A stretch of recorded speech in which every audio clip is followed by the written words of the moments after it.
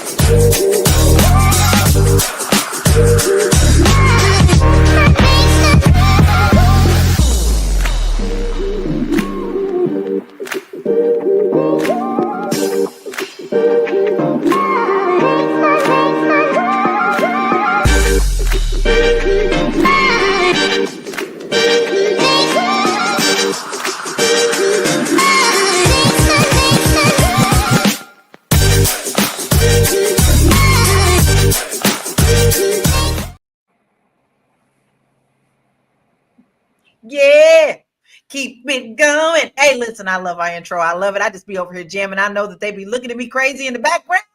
Welcome to Fly Nubian Money, where we help you master your mindset and maximize your money. Today, we're unpacking a conversation sparked by none other than Michelle Obama. On her podcast, her brand new podcast, she shared her thoughts on how millennials and Gen Z expect too much from happiness and how social media is split right now. This is what we're seeing now. Some people agree, saying young folks want soft lives with no struggle, but others say it's about choosing peace over burnout. But let's be honest. Are we teaching people to avoid hardships altogether? And what does that mean for success, wealth, relationships, and resilience? We're going to layer all of this conversation because it's not just about Michelle Obama's comment. It's about our relationship with discomfort, our love for money, and the unrealistic expectations many of us carry around what life and success looks like and what it should feel like. Now, listen, I have got a beautiful royal court on this Monday, and I have Marlo Layson, Nicole Shelton, and Joe Corley. We're going to get into it. I am Laura Lalaki, international real estate agent, but I am ready to get into this because actually, before we had this topic, this was something I meditated on this weekend. Each week, I have decided to really focus on something in my life to help me improve and to be better and to become a better light for others. And this was something that came up for me. But let's check out exactly what Michelle said before we dive into the conversation. Most of life is just ordinary. You know, you got to learn how to be happy alone. You got to be happy a little bored. You got to be happy when things are hard. You got to learn how to be satisfied when you failed and things don't go your way, because all of that keeps you getting up. But I think there are a lot of young people who are searching for this impossible feeling of continuous happiness. Well, I need to know what my panel's initial thoughts are on that. I'll save mine for last. But Joe, I'd like to talk to you first because, you know, you're a therapist. Do you agree with Michelle Obama, or do you think that you have other comments? Yeah, partially. I have to really take in everything that she said, but I want to say that partially what I understand about our healing right now is we do have to expand our capacity to deal with the situations that we're in. It's not always going to be the way we want it to be. So, yeah, partially, I kind of agree with her. Yeah. Yep. Well, you know, listen, I can't say that I disagree with her, but listen, I'm not just asking my royal court here. I'm asking you, our viewership family, do you agree with Michelle Obama? Now, I'd love to hear what your comments are and what does happiness mean to you? Marlo, you're up next. Did you agree or disagree? I definitely agree. Sometimes life is just life, right? We talk about how social media is curated, how reality shows are edited all the time. If you really had to sit with somebody's life for 24 hours and watch it, you'd be bored out of your mind. And sometimes life is about doldrums, it's about policy, it's about processes. And sometimes it's lit, but you have to take every moment as it is, I think. So yeah, I do agree with her. I do too. But, then again, I'm a little partial to Michelle Obama. I just have a girl crush on her. How about you, Nicole? What is your thought? Do you have a crush on her too? I think every little black girl growing up the little black girl in me, I got a girl crush on her too. So I ain't hating. So when I met my husband that I have now, the one thing that I told him, and I think it applies to this, is that you can't make me happy. I have to be happy for myself. The tattoo on my hand says my happiness is, because it's in the palm of my hands. You can enhance that and make me happier. But I also believe in being happy and having a fulfilled life is paramount. So I agree to an extent. I do too. I think it's up to us to create our happiness. It's not up to anyone else to create that happiness for you. When you start wondering, or wanting to be like the Joneses and depending on wanting to be the Joneses to be happy, then you've already failed. The Joneses' happiness is their happiness. What makes them happy is what makes them happy. You have to tap into you. And sometimes that takes time and it takes maturity. And I think that we all have to tap into our own self to see what truly is something that makes you happy and not what someone else told you is supposed to be a part of your happiness, but what makes you happy yourself. Then part two of that is you got to be able to just kind of block out the naysayers. Just because somebody wants you to be happy because they want to do they want you to do what they want to do doesn't make you happy. So I think that she is right on many points, but I also do believe social media has a big part in people feeling happy or not happy. Now, listen, we've got some great people joining us today. We have some people who are here all the time. Armando's here, Black Lexicon's here, Michelle Henderson. She said all of that, meaning after we wrote Michelle Obama, she said all of that. Then we have Black Lexicon who said, I loved what she said. And then Armando says, yes, sometimes you plant seeds that don't grow. Sometimes your seeds sprout but are eaten by the pests. Trick is to keep planting seeds of happiness with intention. Oh, let me tell you, I like that comment. All right, I need to hear what you got to say about that comment, Joe. What do you think about that comment? That brother always taking us to that garden he in, ain't he? Yeah. I love it, Armando. I love it. No, he's right. That's 100% right, man. And like you said, like we are responsible for our own happiness. And like Nicole said, it's in the palm of your hand. Like all of that is true, man. And that's kind of what, when people come into the therapy space, sit in my room, like that's my mission, to help them first, let them vent about how the world is treating them, how the world is doing them, and empathize with the fact that people do us wrong. Like that's a real thing. But it's totally up to us how we respond and react to all the traumas that occur. Joe, I do want to add a second part to that to have you expand on that. I like to say that there are no mistakes. We have to change our narrative about what people are saying mistakes or failures. I changed it in my mind to call them life lessons. And that includes any of the trauma that we went through. You can't change it. You can't go back and change it, but you have to learn to go through it. Do you think that I'm off on that? No, and this is great because I just had a session this morning actually with the young lady who was talking about, her mother's go-to line was basically, these things are going to happen to you. Don't let it be who you are, and nothing like that. And but I said, but it is who you are. All of these things that happen to you are who you are. And when you learn to embrace that, you'll start to heal. Like you wouldn't be this if it wasn't for that. So yeah, I agree with you, Lala. You do. It is strengthening us. Every single adversity is we have a choice. We can let it break us or we can let it strengthen us. We can learn from it or we could die under it. Ooh, that's a strong statement right there. I'm gonna let that soak in, guys, because that is pretty powerful. So while we're taking this break, kind of take in what Joe said, because we're gonna get back to this conversation in just a minute. It's a good show right here. But I'm biased. If you are just tuning in, you are watching Fly Nubian Money, where we help you master your mindset and maximize your money. My name is Tiara Williams. I'm also known as Miss Black Hollywood, and I'm the proud producer of this show because it is lit. If you want to receive notifications for when we go live Monday through Friday, 1 to 2 p.m. Eastern Standard Time. All you have to do is text the word Queens to 87948. That's Queens to 87948. That's QUEENS to 87948. Also, if you want to grow your money and not blow your money, all you have to do is go to flynubianmoney.com. There's all kinds of resources, there's courses, there's free giveaways. There's just no reason to be broke in 2025. All you have to do is go to flynubianmoney.com. Obviously, you don't want to be entertained here. You want to know enough to grow. Wait, I need to put that on a shirt. You got to know to grow. Got to know to grow. So know and grow with flynubianmoney.com.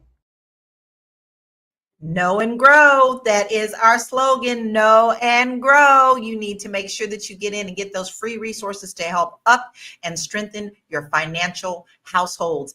Listen, I do want to get some more reactions to what Michelle Obama said. So Marlo, do you think that the desire for peace and happiness is really new, or are we just being more vocal now? Well, I think people have always desired it. How do you get to it is another thing, right? I think about Michelle Obama, who's only a little bit older than I am, was raised by a mother, parents from my parents' generation. So you got to look at it in perspective, right? Like, who raised who? What are the messages that people got? And the message that we got was go to work and be something, right? And the more flashy the title, I actually went and watched the episode in preparation because of Angela Rye's reaction to it, it made me go and watch the whole episode to see what was really going on. But it was really about life lessons. And Michelle Obama shared that she hated being an attorney. She didn't like being an attorney, right? But she became an attorney because when she said it, all the adults' faces lit up, right? You say, well, I'm gonna be an attorney. My daughter can be an attorney. You're a lawyer. Can't explain what kind of law you practice. Can't explain what you do when you go in the courtroom, how often you go in the courtroom. But the prestige of the word lawyer is something that other people can celebrate and get behind. And so I think that that's really at the crux of it is how much money you make is not gonna make you happy. What you do for a living, I gotta jump in. Who you make? I was getting ready to come to you. Nicole. So we got to have court, right? We are about to have court.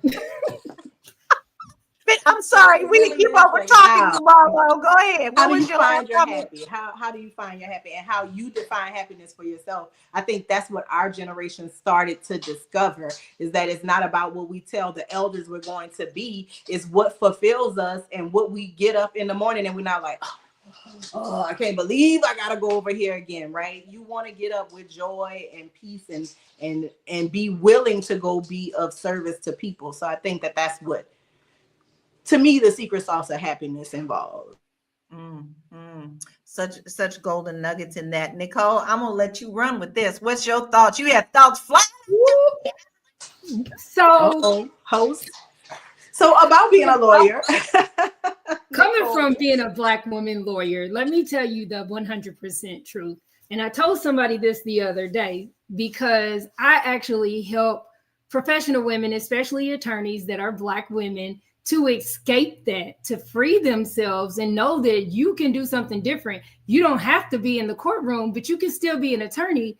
And that title and that degree and that $300,000 price tag that came with it does not have to define you. And so day in and day out, I think I've got it figured out, but it's not perfect. Every day I am starting over and I'm having to tell myself, you are more than just an attorney. I have 3 degrees, almost 4. I can do so many other things, but we get pigeonholed. You get in that where, oh, it's prestigious to be an attorney. And if you're not in court with your briefcase and your power suit on, then you failed somehow. The one thing that helped me many years ago is I went through a really hard time in my life. And right around that time, I found the 4-Hour Work Week, and I was reading in it. There's a story in there about a guy who goes to Mexico on vacation, and he's looking at the guy like, wow, you know, he's got the perfect life. He's at the bar with his friends at night. His family's taken care of, and he's trying to convince him to find this dream that he's been sold. Oh, you should get another boat and another boat and another boat, and then sell that and go public, and then you can sell the company, and then you can have what you already have. And that's the problem that we have. We listen to what's supposed to be the American dream, but the truth is you define your success and you define your happiness. And so you find that in wherever you are, and you have to be able to stand on it, because those people like your mama and the elders who get excited because my daughter's an attorney, or because, you know, so-and-so's doing this and they're successful in our eyes, they've lived their life. They've done all the things that they're going to do. I'd be darned if I'm going to get to my last day and my last breath and say, I wish I could have, should have, would have. But it's not easy to go against. That's my saying. That's my saying. Oh, you made me electrocuted. Because, and let me tell you what, oh my God, I just want to cry. Because I was living like that, always living what everybody else wanted me to be. I was the good girl. I was supposed to be this. I was supposed to be that. I was this, that. Then I lost my sisters 2.5 years ago. And I realized that don't mean shit until I am happy. So I'm at this point now where I'm like, oh, that's nice. I'm at this point now where I'm reading this book called Let Them. If they don't agree with you, let them. That has nothing to do with me. Nothing. Ooh.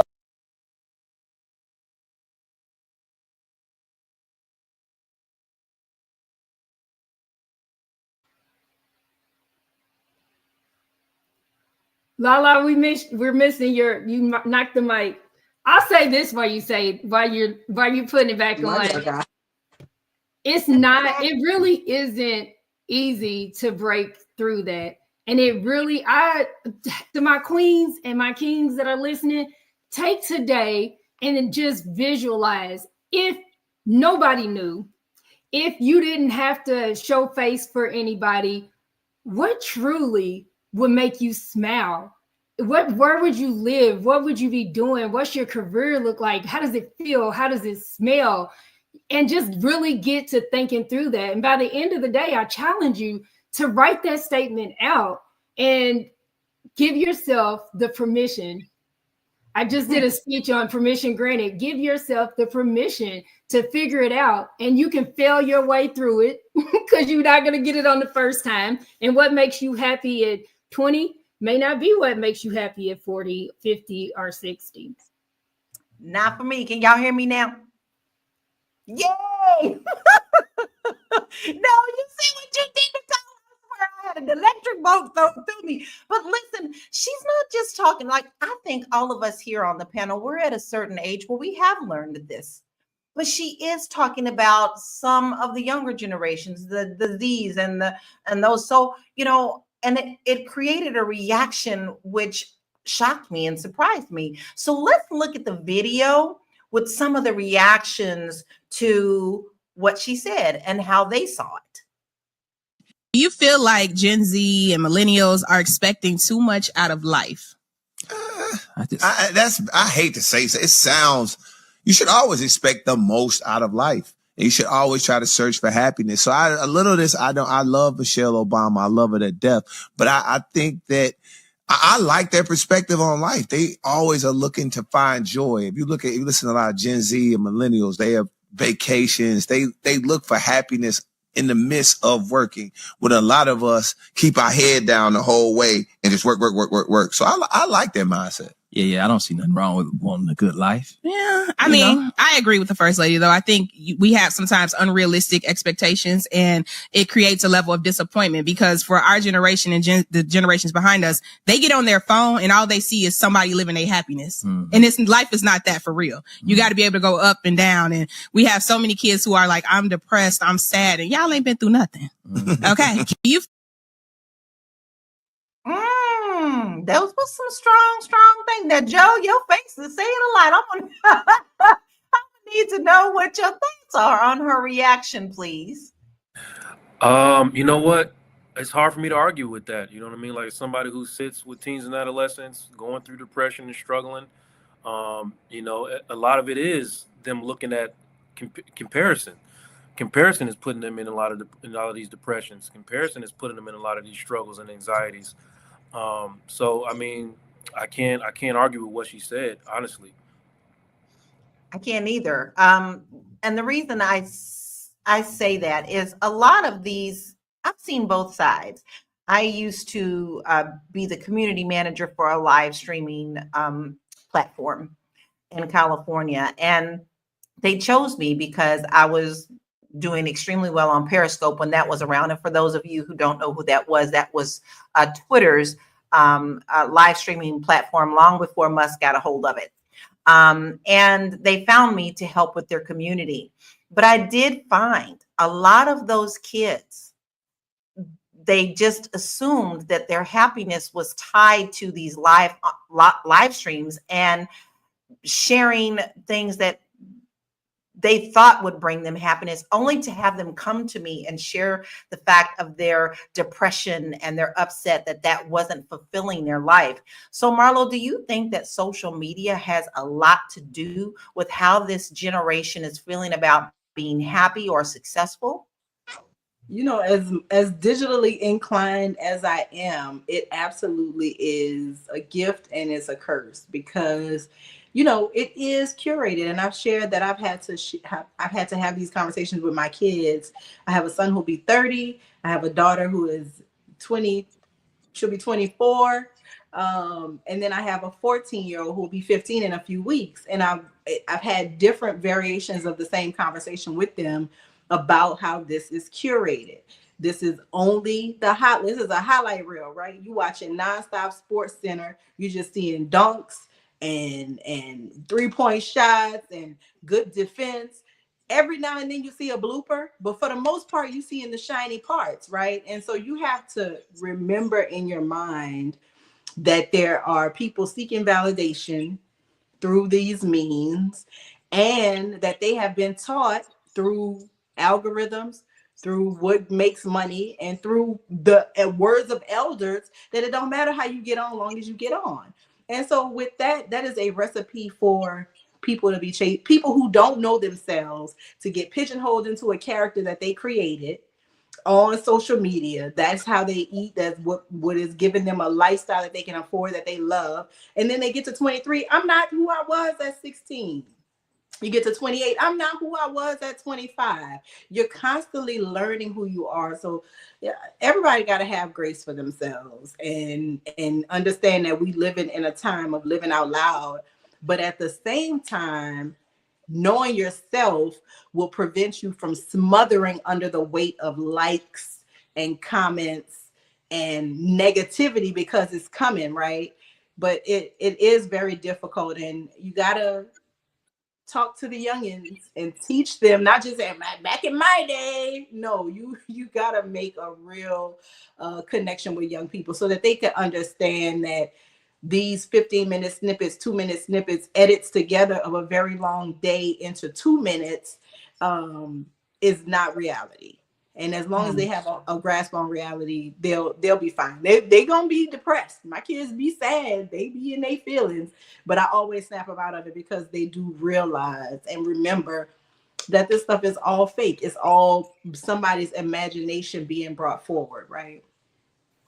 I agree. I agree. I think they should also see us make those mistakes and we share any of those mistakes with them that they can see that you have to work through them. But this this conversation is hot. I am loving the topic. So let's take a deep breath because Lala gonna need a drink of water. She about ready to jump out of the seat and run around the church talking about. We'll be right back. I know.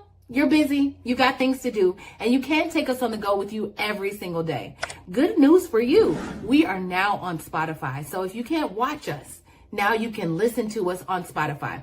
Search Fly Nubian Money and all the episodes shall appear. All you have to do is like, subscribe, leave a 5-star rating, leave some comments, tell people how you love us so that when other people come along and are looking for a great show to watch, they can find Fly Nubian Money too. One last thing, and just in case you've been sitting under a rock, Fly Nubian Money now has an investment club. We are the Fly Nubian Money Club. It's easy. All you have to do is go to flynubianmoneyclub.com, and I am committed to bringing in top experts from all industries to help you level up. They're teaching us the skills that we need to compete in this market. We often say that nobody is coming to save us, not the government, but guess what? We're coming to save us. I'm coming to save you with the Fly Nubian Money Club. So listen, all you have to do again is go to flynubianmoneyclub.com. We have a 30-day free trial set up just for you, just for those people that are struggling. Even if you ain't struggling, you ain't got to struggle. I'm coming. Okay, let me stop playing. I'll see you soon. We walk the walk, we talk the talk, but you won't know if you don't join us. So go ahead and sign up today at Fly Nubian Money Club because, guys, you missing out if you're not. Simple as that. Joe, I know you had a response that you would like to say, so I don't want to miss out on that. Yeah, I just wanted to talk about the other part of what Gen Z might be experiencing too, because they watched us. I mean, they watched their parents struggle and burn out, right? So it's not so much like, we're lazy. We're just opposed to like looking at that burnout and working our fingers to the bone and be like, and living like you live or feeling like how you feel at the end of it. You know what I mean? So there's that aspect to it too. You know what I mean? It's like, but I feel like if they have found a way to like line up their hard work or whatever work they want to do with their values in a way that a lot of the generations before them didn't get to do. We had to work on survival. Everything was about surviving. And now people don't want to survive no more. They want to thrive. They want to come out the gate thriving. So it's really a lot of nuance to the conversation that needs to be taken into account. I just wanted to bring that to attention. I think that was a great thing to bring up. Nicole, I know you had something else to say too, because we are hot today. Somebody said, that I'm sorry, because I can't remember who said it, but that we're not back in our day, back in my day, but we're not, this ain't our day. Because we did have Periscope. We did have MySpace. We had what we had was different from the generation before us. The generation now, even though we have social media that I loathe, because you look at it and everybody's showing what they want you to see. You don't really see the true them. However, on the flip side of it, when I look at technology and the info that Gen X and these millennials have at their fingertips and how they can whiz through things that we couldn't, it reminds me of when I first graduated from college. I was supposed to go to Energizer. The job ended up, something happened. They pulled all the people's jobs that year. And I ended up at Frito-Lay and PepsiCo as a manager. And I remember I was ready to go. I knew I was going to go to law school. I had deferred it for a year. I was already working on my MBA. And my mom was like, you're going to quit that job? Because at law school, if you go full time, you can't work. And she was like, oh, people don't quit jobs like that. Oh, no, you retired from that. I can't believe, I was making $50,000 at 21. I left. I went to law school anyway. A month and a half after I left, they shut down the plant, laid off people. Not only that, but I would have been able to relocate and go somewhere else, but I wouldn't be on the path that I am. That for me as a parent made me realize that my son's path, my nieces and nephews, it may not look like what we did back in our day, because it didn't work for my mom. She had to come back later and was like, hey, you said you prayed about it and that's what God told you. And I'm glad you followed that path, because my life could have been totally different. So we also have to look at the fact that these kids can be billionaires on their computer after they finish their homework. We have to just guide them and give them the tools and understand that we ain't in our day. Times have changed. We are the elders and the old people, the aunties and the uncles. And I'm okay with that. When I was a kid, I really did think that was one of my ambitions. I wanted to be one of those aunties. We didn't call them that at the time, but that showed others that things could be done that they wanted to do. I had that in my life of my aunties and uncles, and strive to be as happy as they were. And I wanted to be able to do the same. And I don't think there's anything wrong with that. But we also have some more comments on this video. I'm just loving how Michelle Obama just got us all out here in these streets talking, because we need to be talking about these type of things. So let's check this video out and we'll come right back.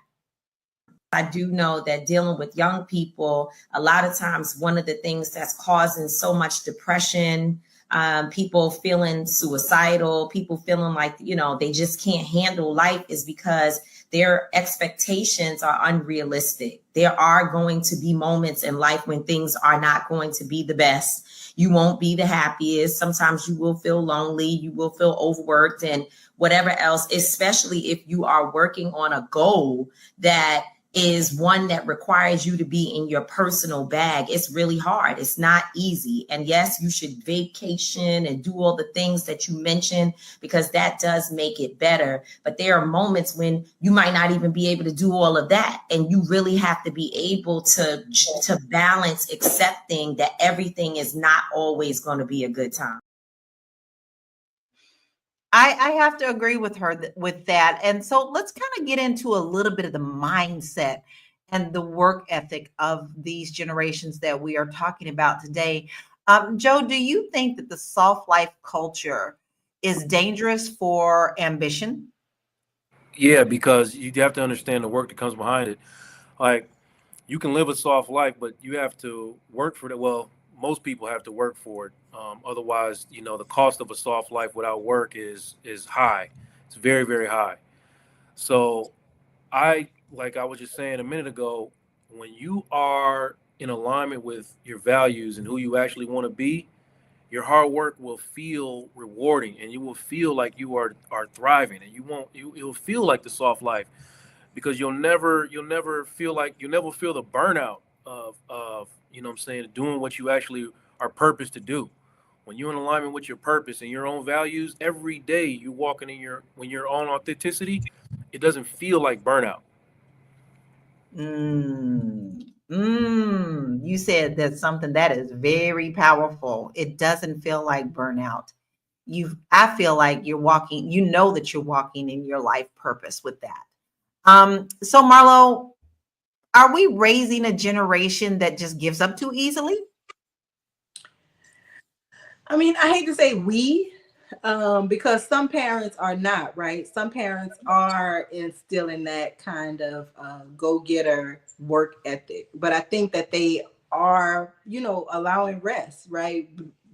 When we were young, I was a high achieving student. It didn't feel like there was a lot of time for me to rest, right? There wasn't a lot of people weren't building in time for me to just play, because I was high achieving. We were doing everything. We were on every team. We were, submitting writing to every contest, right?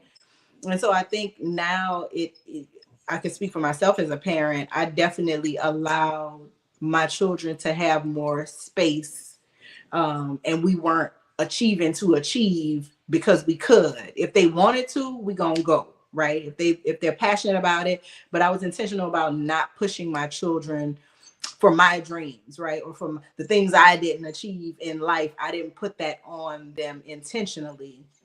And so I think that there is a balance. I think that kids, everything is microwavable. So obviously their patience is not like ours, right? You had somebody had to cook. It was the smell pattern changed over the hours, right? And that's how you knew it was dinner time. But now you could just grab something, warm it. everything is expedient, and I think that portion of it is a little bit harmful for young people, because if something doesn't happen at the speed of the microwave bell, then they feel like it's maybe not worth it to put the time, energy, and effort into. So I think that there is, something to be said both ways. But that's all in parenting, right? Parenting is teaching patience. Parenting is teaching that you can't have it. You may want it, right? But this is not your moment to have it. And so I think that we can't let some fundamentals of parenting go in this age of everything is instantaneous, because it does. I work with a lot of millennials and Gen Z. That's what my team is comprised of, everybody that I'm in leadership role over. And it is frustrating for me, because they want everything. They want the success instantly, right? They want the notoriety instantly. They get so dejected when they put their heart and soul into a project and it doesn't get gangbusters reaction from the audience. But you cannot dictate what the audience needs or wants at a moment. So, I'm constantly parenting my kids, parent my team, teaching them the way they got to go, because the microwave society is definitely harmful, and it does set people up for disappointment frequently. Oh, I totally agree. And this brings me to something that I think on a lot. I was one of those, I wanted to put something, I always make my posts. And then for a while there, I was addicted to seeing, how many views did I have? How many, and I learned it didn't matter. And just recently, off of a video that I had done 4 years ago, someone reached out to me and said, I've been watching you for about 5-6 years. And I just wanted to let you know that what you said on such and such and such and such date still resonates with me. So life is not instant. You never know what you say 5 years ago is resonating and has planted the seed and is now sprouting in someone else. There's a lot to be said for letting things be buried for a little while. Things that need to have the sunlight put on them in order for them to grow. And I think that we need to explain that more to our generation. But I want us to check out this slide because I think it's really important to look at this. The rise of soft saving. Would you rather have better quality of life than money? 74% of people said that they would rather have a better quality of life than more money. And this is all Gen Z. So 2 in 3 are saying they're only interested in finances as a way to support their other interests. And 3 out of 4 say the current economy makes them hesitant to set up long-term goals. So I find that there is a shift. And I'm also seeing a shift in people in general about seeing that they are not walking their life purpose, and they want to just use that little money that they have, that they've built upon to create happiness. So, Nicole, do you think that this is a viable situation? Like they can use their skills. They're now starting to see they can use these skills to obtain and go after and enjoy the life purpose that they really want. I think if we're honest with ourselves, I probably did it earlier than most people, but that's our end game. We work hard for many years. By the time we get to retirement, we're used up. Our bodies are cracking. We don't want to do all the things that we could have done when we were younger. So I think that it's just a different way. They have a different way of looking at it. One of the things that I put in the chat is, if I have a comfortable life, if I have the opportunity to have the quality of life that I want, the money's gonna come. But when I chase the money and I get the money, that doesn't guarantee me the quality of life, because some things you can't buy.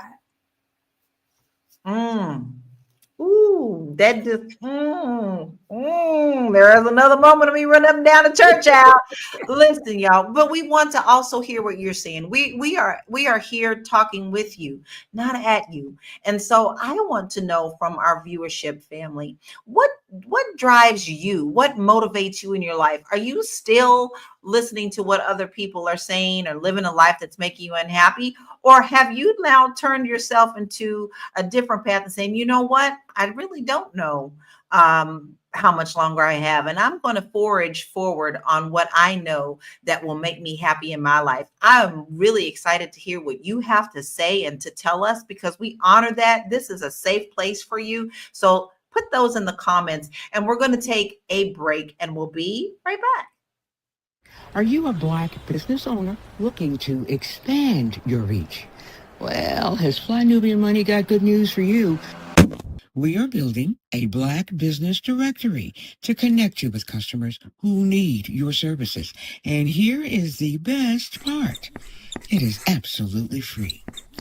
Email us at info@realvirtual.net. Send us your business name. Tell us a little bit about what you do, what services you offer, your website address, and your contact information. That's it. Together, we are going to build and circulate the Black dollar. Get listed today and start connecting with people who are probably already looking for you. Not probably, baby. Not probably. We are looking for you, because around these pots, we are supporting one another in your business, and we are going to help you grow. So please make sure that you get your businesses into our directory that we are currently working on. It's really important. You are looking for businesses, and so am I. So, hey, go ahead and put in there so we can find you. Joe, I do want to talk about some of the emotional aspects of all of this. A lot of it is people are seeking comfort in their lives. So is seeking comfort a trauma response? No, I don't think so. Like I always say, like, we all come into this world with one thing in common, right? We want, intimacy. We want to be loved. We want to feel a certain way. So, I mean, that would probably I think that would probably apply to also wanting comfort. I don't think it's a trauma response, but in the way we go about it is definitely a trauma response. Sometimes a lot of us do lead with our wounds. We do lead with our unmet needs in seeking those comforts. So we don't necessarily have the right mindset of going about it. Like, for instance, saying the girl who was going out there trying to get pregnant by a celebrity or somebody like that in order to provide comfort for herself. Why is she leading with that way versus, some of the women we talk to on a daily basis, like you all, who, grit and grind for it, so that you can have a comfortable life. So yeah, it's all about in the way we go about it. But I think seeking comfort is totally and perfectly normal, and we should all desire comfort. I think so too. I don't think we should always expect struggles every single day, but I also want us to understand that because of those struggles, you can get to those rewards, and you have to learn to live in that accomplishment. That's one of my struggles, and I don't mind sharing my things with you out there because I hope that it lights up someone else. I have a problem where I set a goal, I reach that goal, and instead of sitting there and basking in the glow of reaching that goal, I'm off to the next thing. I didn't give that the proper time to marinate in my heart before I'm off to the next thing. And I think that is a part of trauma as well, that I've got to be the good girl. I've got to do the things. But it is very important that you understand that the struggle helps you reach the goal. And when you're in that goal, you need to acknowledge and respect that you worked hard enough to reach that and you did it. But let's look at a couple of stats, because I really want to continue this conversation. This is really deep. And I think it's important that we really understand what's going on in the world so that we can also conquer it for ourselves. 68% of Gen Z and millennials say they would leave a job if it disrupted their work-life balance. I think this generation really and truly sees that that's important. And only 9% of Americans stick with a long-term goal past the first 90 days. Why is that? Because sometimes it takes longer, honestly, to reach your goal than 90 days. I didn't think I was going to be able to run a 5K in 3 months. For me, it took longer. And Black women entrepreneurs cite burnout and lack of support as top obstacles to business growth. Wow. Wow. It's a lot of pressure on us. Burnout is highest among millennials, 59%, and Gen Z, 58%, far higher than Gen X and boomers. And that's from the Gallup poll 2023. 75% of Gen Z workers prefer remote or flexible jobs, even if it means lower pay. Now, I am seeing a lot of this with people traveling the world and working digital jobs. And searches for soft life on TikTok surged by over 300% in the past 2 years. Now, remember, we coming off of COVID, right? People started seeing that, yes, you can work from home, and yes, you can start living that digital life, and yes, you can do things that we were told that wasn't acceptable before. Nicole, I would love to hear your thoughts on all those stats. Well, did those surprise you? No, I think just because I deal a lot in this area that it really didn't surprise me. I'm still a victim, however, to trying to, I can't even look at goals as 90 days. My monkey brain and my ADHD won't allow it. I'm good if I can do week by week, maybe a 30-day challenge, but sometimes that's what it takes. I think the one that did surprise me is the amount of searches for soft life.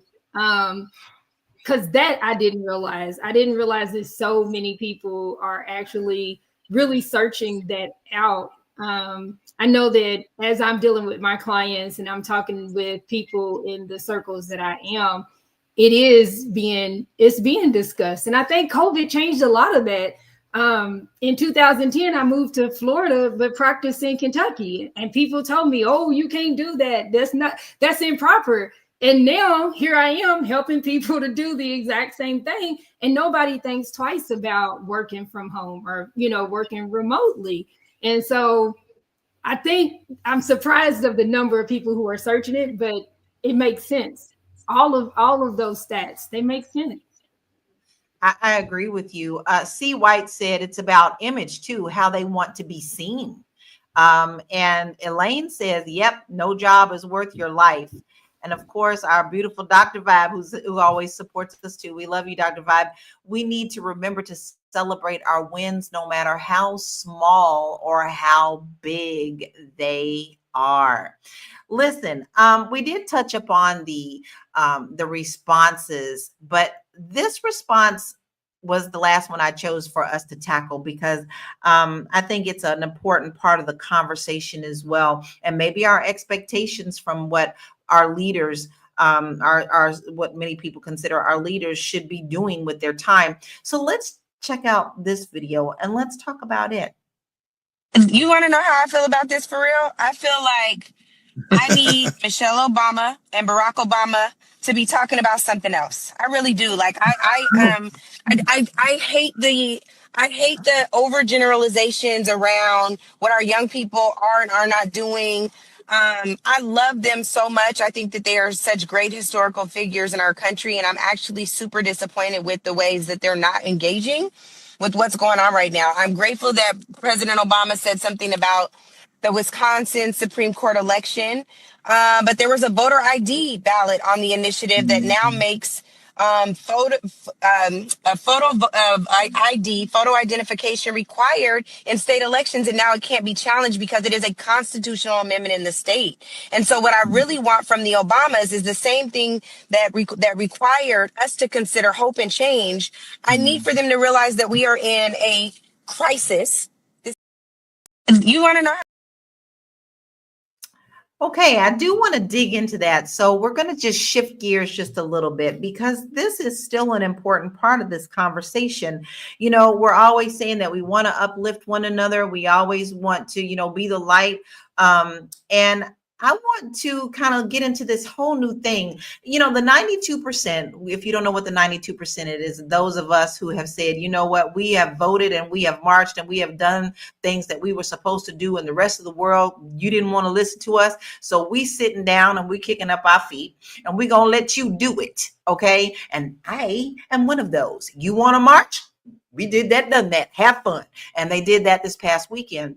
But do you agree with what Angela is saying? Should we still expect the Obamas to talk and do a certain thing or a certain way, or to actually help with life and life goals and what they see and what they're sharing with us? Marlo, what do you think about that? Do you think that they are only supposed to talk about certain things that are political? I think that they serve the country in personal opinion silence for 8 years, and they get to have an opinion now.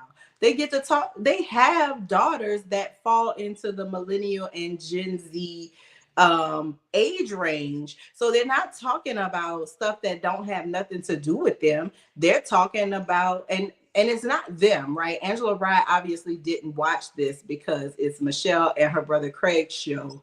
And Kiki Palmer, who's a millennial / Gen Z person, was on the show. So the conversation made sense in context. It was actually a really enlightening conversation about learning, right? And I think that everything that comes out of their mouth don't have to be political. It does not. I think that they should be able to enjoy a form of presidential retirement that every president before them has enjoyed. I think that they step out for the conventions, they said what they needed to say, and the people still voted how they voted. I'm not sure what Angela Rye wants from Barack and Michelle in terms of political activism. But I also didn't hear her say she is going to start raising funds because they're talking about not funding his library, right? Just his library, just his presidential library is on the chopping block of Doge, right? So, I mean, everybody get to have their own opinion, but I didn't see anything wrong with these conversations that Michelle and Craig are having that reflect on their lives as adult people of a certain age. And everything that happens does not need to be from a political construct. Sometimes it just needs to be from a personal construct. And I think that that's what this is. I don't know what Angela Rye got going on with her life. I don't think that she watched more than the viral soundbite. I don't think she read much more than the headline. And that is a serious problem with the new League of Leaders, is that they are very reactionary and emotional. And girl, I need you to dig into those 47 minutes and 6 seconds of the show and watch what she was saying and understand what the context of the show was. And we do need that emotional support as much as we need some free Palestine signs. I mean, everything has a place to me, except for, Sexy Red. I haven't figured out what her place is, but everything else has a place to me. I agree. And you know what? Coming from her, because I love the podcast that Angela is involved with, Native Land Podcast. I absolutely love it. I listen to it every day. And I think for her to come out and say that and then not really understand the context, I think she went a totally different direction. I was like, you wouldn't want someone listening to your show and going in the wrong direction. So kind of probably would have kept those comments to herself. But Nicole, what were your thoughts on that? Do you think that they should stay in their lane? I have two different comments to make on that. As someone who is a former political figure, I look at them and I'm like, do they really owe that to us? If they gave everything they had for those 8 years, and what you don't see is on the backside of politics, it is treacherous. It takes everything out of you to run. It takes everything out of you to hold the position. I think that they're at a point that mirrors what we talked about before, not having people to put you in that box. So she's a Black woman attorney, and she could go back to just practicing. I think instead, she and Barack have been out in the public and been more active than other presidents who have retired or who finished their terms. And so if this is how they want to contribute, if this is what her soft life and her happiness looks like, why are we hating? they don't, when you run for office, I know that, you know, being the first Black president was a big feat, and having a wonderful woman to stand by your side who is educated is a big feat. That if they don't do anything else, they've done that much for us and the generations to come. I kind of feel like they don't owe us. They don't owe us that, but we also don't know what they're doing in the background that we don't see. So they're definitely still doing political stuff. Don't think that they're not, but they're not our Lord and Savior. They're not the one that's going to come and save all the Black people, you know, from every bad thing. And we can't expect them to be. I agree with you. Listen, nobody went and asked Jimmy Carter, even though Jimmy Carter was out there living his best life, helping to uplift community. But I didn't hear nobody else saying, how dare you go build houses and not talk about politics? You know, well, I wonder if they're part of that 92% too, where they're like, we tried, we told y'all still didn't do it, and we gonna sit up here and we gonna sip our coffee and our tea and watch what happens. I think there is some of that too, because I think Michelle was like, I'm done. Like, I gave it, I tried, I gave you all I had, but I want to enjoy these last years. I agree. And you can also, I mean, there are a lot of people who continue to put Michelle Obama for 2026. And, you know, she's already said very clearly that is not her path. So, you know, we cannot force upon others what we want them to do. You surely don't like it when it's done to you. So why would you want to do it to somebody else? Joe, do you think that Angela had a valid point with saying that they needed to stay in their lane, or is this off? Look at it from a standpoint of peace. I watched another clip of Angela Rye, like on a CNN panel, arguing with a conservative, and someone could argue that you look at that and wonder, why is she doing that? That looks totally illogical. Just wasting your breath on people who don't want to hear you. People either have made up their mind, or they're just really comfortable in the lie. So, I mean, I hate racism, man. I really do. I hate racism. I hate talking about it. I've said many a times, I'm not going back and forth with you about no dumb stuff. So I look at that situation. I'm like, I get Michelle Obama. And also I had the privilege of reading her entire book. And I think she's, you know, she don't owe nobody nothing. That woman has done real work in her life. And I can't imagine, like, the little racism that I fight in my little corner of the world.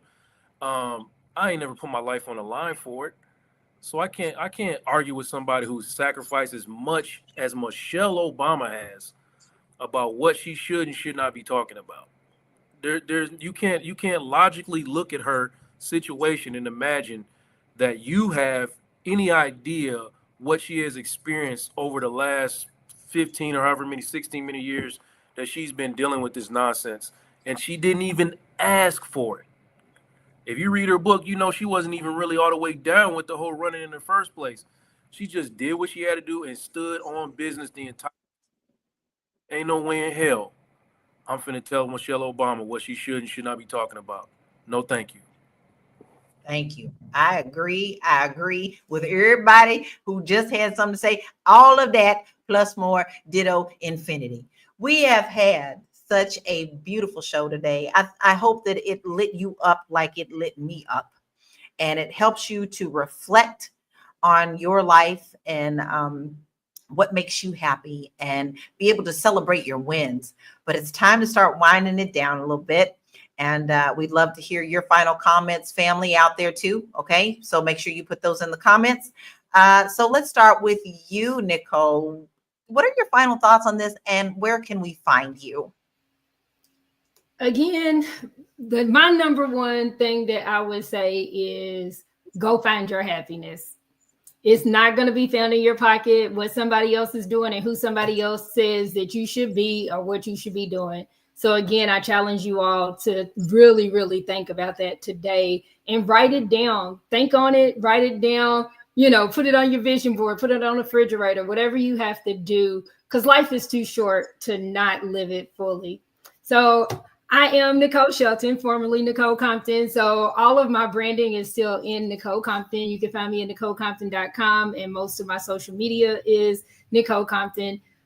You can also, if you want to join my tribe, where we talk about business and things like this, of living a fulfilled life, you can reach me at destinysoul.com. Destiny, DESTINYSOIL, like dirt. DestinySoil.com. Thank you guys for allowing me to come on and chat with you guys. Oh, Nicole, we are so pleased to have you here. We loved your perspective on things and so glad to have you on the panel today. Y'all have your assignments. She told you where to find her. Now you go out there and you do that stalking and chicken hawking and make sure you follow her. Marlo, what is your final thoughts and where can we find you, please? So my final thought is the best thing that I ever did was I followed the advice of an Essence magazine.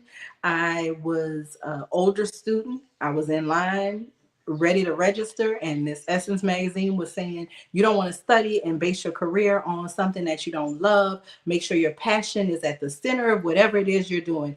I immediately looked at the requirements for the thing that I signed up as my major. It was juvenile justice, and it wasn't a lot of writing there. And I quickly thumbed through. There were 3 people in front of me.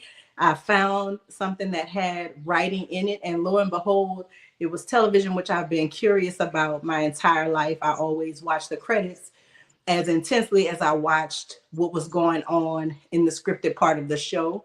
So I just want to say, your happiness is yours. What's for you is for you. It's not living with anybody else.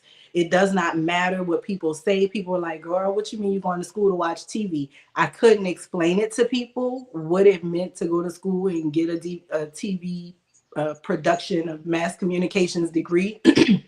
People didn't understand that I didn't want to be on the news. I wanted to make the news. I wanted to make the TV programming, but it didn't matter because I went out and I set out and I did what I wanted to do. So I want to encourage all of you to do whatever it is that you want to do, because you're the only one that got to live with your decisions. Unless you make bad decisions, and then other people got to live with it, and don't do that. Make good decisions for you. Make good decisions for your family. And think about what you want to do till you're old and gray. Think about what you still want to get out of bed and do when you got the flu, when your body hurts, and when you just don't damn feel like it. I'm Marlo Layson. If you are trying to figure out what you're trying to do, or you've already done something and it's not popping, you might need to contact the Marlo Group, where we help you align your social media, your website. We help you find keywords. We help you make sure that when people put a couple of keyword searches in an engine, they find what it is that you have to offer them, and they can make a sound decision based off of search engine optimization. TheMarloGroup.com, that's where we are. Shoot me a message, schedule an appointment, all the things. I love y'all so much. Thank you. Mondays are my favorite day of the week because I get to spend it with y'all, talking about the things and enjoying the commentary from our family out all over the globe. So thank you. And we love you too, Marlo. You are such an inspiration to us. And I get reading the credits. Yeah. I'll be the last one out the theater trying to figure out what them credits are. You have your marching assignments, everyone. Please make sure that you go check out the marlogroup.com. Stock and chicken hawk. And you know you need that SEO. Go ahead and do that right now. Joe, what is your final thoughts and where can we find you? Yeah, I'll be brief. I just want to say that the soft life isn't, opposition to hard work. Like, those two things can coexist. You can work hard and have a soft life. So, just make sure that you are living in your purpose and in alignment with your own values. And if something doesn't feel right, or you're starting to feel the burnout, just do what you got to do to avoid the burnout. Listen to that. Listen to your body. Listen to your emotions. What are they telling you? If you don't understand it, go sit down on somebody's couch and talk it out so you can try to gain some understanding about what you're really supposed to be doing and what actually feels good and natural to you. And you can contact me if you want to do that at realuconsulting.com. And please join me on Tuesday nights, especially tomorrow. I'm going to be talking with our own Felice, Dr. Felice, and we're going to be talking about having sacred conversations within your relationship. You know what I'm saying? So we can start kind of breaking down what men and women need to understand about each other so we can avoid some of these gender wars. But that's it from me. Absolutely love it. Listen, sometimes you do need to have to go to therapy just to sort it all out. Sometimes you just have to get back to your foundation before you can start building that house. And here is make sure that you go and check out Joe, realuconsulting.com. And here's my final thoughts. Listen, guys, You get one life, you better ride it screaming, because you don't have another opportunity to come back and try it again. There's nothing wrong with not hitting the mark. When you don't hit that mark, you end up having another opportunity to help you reach the goals, and you have a learning lesson to put into your superpower belt. And you don't have to stay in one place to do that. Listen, you can work hard and still live that soft life and travel the world, and you can work from anywhere in the world. And if you want to do that in Portugal, I am your international real estate agent. I have a quiz on my website called Moving Abroad, and it's going to help you decide if this is something that can happen in your life. Can it happen now? Can it happen later? Or is it for the future? But it's going to get you thinking and getting you outside of your box. You can download that at www.laurakey.net. Go do that today. Listen, I need my tambourine. What started with Michelle Obama's comment turned into a much bigger conversation. And maybe that's the point. Yeah, we deserve peace. We deserve peace. But yes, burnout is really real. But ease without comfort, joy, and without discipline, success without sacrifice, that's not real. That's just fantasy. There's no soft substitute for building character, resilience, and wealth. Struggle doesn't mean you're failing, it means you're growing. So the question we leave you with this is this: are you chasing peace or avoiding pressure? Because sometimes the very thing we're running from is the exact thing that's trying to shape us up for greatness. I am Laura Lala Key, international real estate agent, and you've been watching Fly Nubian Money. We love you. We are grateful for you because we know that you could have been taking this time doing something else, but you chose to be here with us. We hope that you have a beautiful day. We'll see you tomorrow at 1 p.m. Eastern Standard Time. Peace and be blessed.